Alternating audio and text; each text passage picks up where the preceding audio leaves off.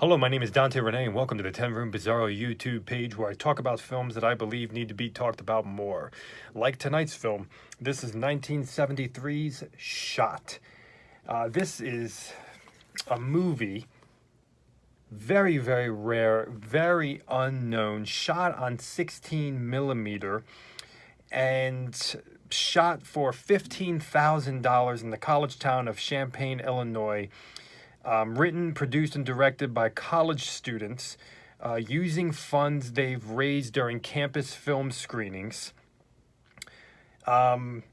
Barely screened theatrically. A small VHS release where it was titled Death Shot. And nobody knows about this movie, and it's a diamond in the rough. Let's look at 1973's Shot. 1973 Shot. I have some notes here, so you're going to see my eyes divert. But as soon as you push play in this film, as soon as you enter into the film, you know you're in some great territory when the production company that's mentioned at the beginning of the film, it's the letters go on the screen like with the sound of gunshots, and then you hear like a woman's voice speaking out the name of the production company. You know you're in a good place at this point. I always love movies that kind of start, and then after a little bit of time, the title credits happen. I just love that for some reason. And in this movie, we do have that. Music-wise, I believe it was mostly all done by one particular band. I think it was set in the credits. It was probably a local band or something. I'm not exactly sure, but we have disco, country, funk music, and how about disco country? Disco country together.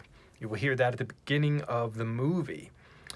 We have insane aerial shots in this film. $15,000, and supposedly, all of the locations. There was no guerrilla filmmaking here. Everything was legal, and it's incredible, absolutely incredible. $15,000.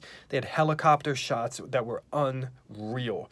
They were even using the helicopter shots as actually part of the storyline as well at a certain juncture in the movie, where the actual helicopter taking the shots became a part of the story. And so they were able to use that. We have go-go dancing club in here. We have the winter time in Illinois. Looks like winter. We have snow and ice, and sometimes it's snowing, and sometimes it's just icy, and people are running on it, and I mean it's just very cold. It's either breath, winter jackets. We have car chases in here.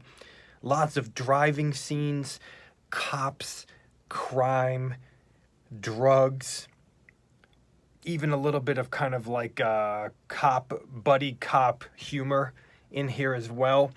Kind of all of the weird things that are in this one particular cop car, like an OUI adult magazine, if you remember those. We got car crashes in here. This movie is non-stop. With the aerial shots too, I have to say this, I don't think I've ever seen anything quite like this before. The aerial shots almost take on a 2018 drone-like behavior, where they start on the ground and they just start to rise. The helicopter just starts to rise, and so you get these amazing shots, and like that when you're on the ground, you're not aware that what you're looking at is actually being shot by a helicopter, and then all of a sudden it starts to rise, and you're like, holy crap, this is insane. This was a helicopter shooting this on the ground, and now it's rising up, and you're getting further and further and further up, and whatever they were shooting, you're getting this amazing shot. It's like a helicopter drone, a drone done the hard way. And it's just such a unique vibe. It happens a few times, even in the climax of the film. And it's just such a unique thing that I don't think I've ever really seen anything like that before. $15,000. Cops and criminals and jail and romance. These are real people in this film. College students, people from the area. These were not actors, as far as at least the majority of them weren't, but I don't believe any of them were from what I've heard.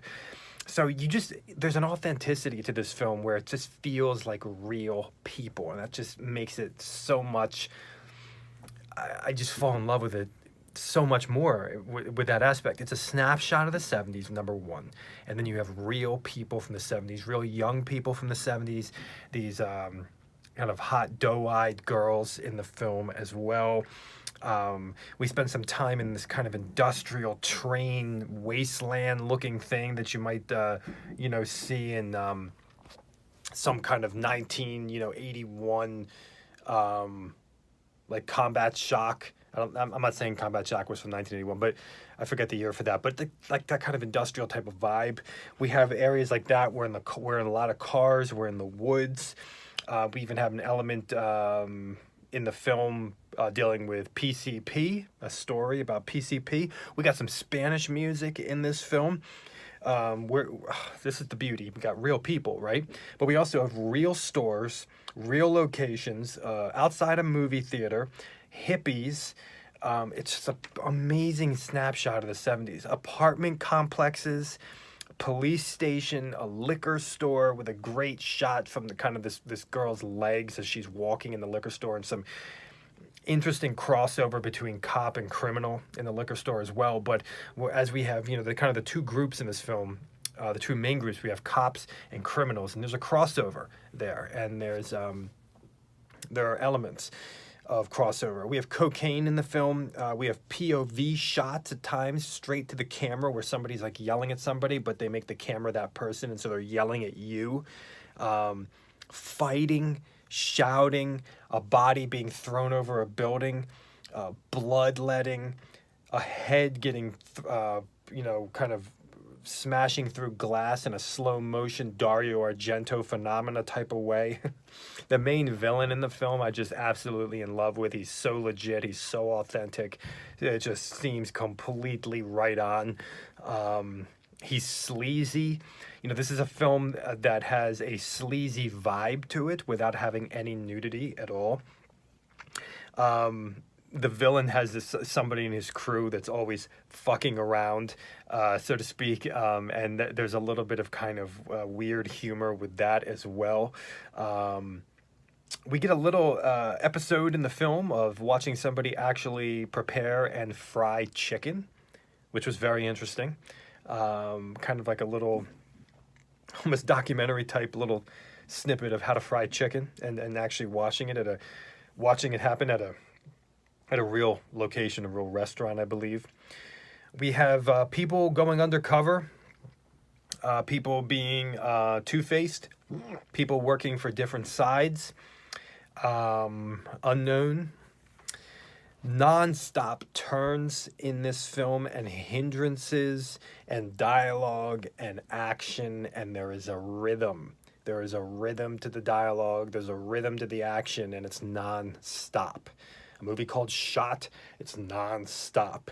Really, you look at modern directors like Quentin Tarantino and what he, tries to do with kind of this non-stop, every minute there's something interesting to watch, something exciting to watch, something appealing, and really Shot for $15,000. That it's the real deal, from 73. This is a real deal. College students. It's mind-blowing to say, oh, this is a college film. Really? I could see this thing, being a cult classic in the theatrical circuit. We have this, we have hypocrisy in the film. We have this place called the Zodiac House Fundraiser, which is a drug house rehabilitation center. That's all I'm going to say. Let's just say it rehabilitates people, and it also does the opposite as well, possibly. We have 70s jazz in the film. At one point, there are werewolf sounds. I'm not even joking around. At one point, there's werewolf sounds when they're in the woods.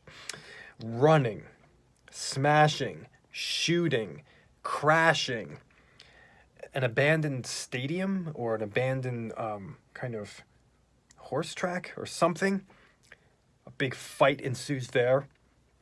And even some like old time country sounding music, like mixed with the 70s or something in there. And a crazy climax to the film. People are getting punched, people are getting shot, people are getting thrown. It has the exploitation.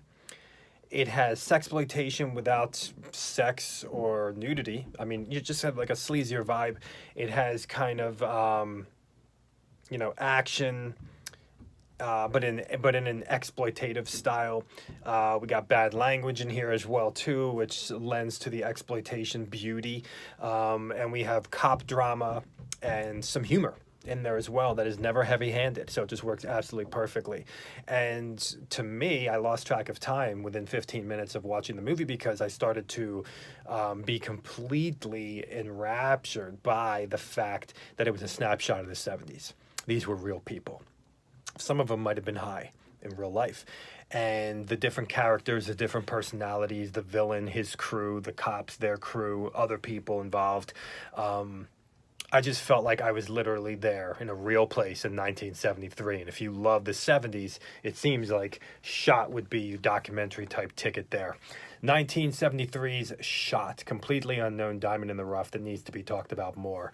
Thank you so much for watching the 10 Room Bizarro YouTube page, and please feel free to check out my own personal films at youtube.com/poopy diarrhea. That's POOPY diarrhea. You can subscribe. You can see all my movies I've made already, and I post new ones regularly. Thank you so much, and have a good night.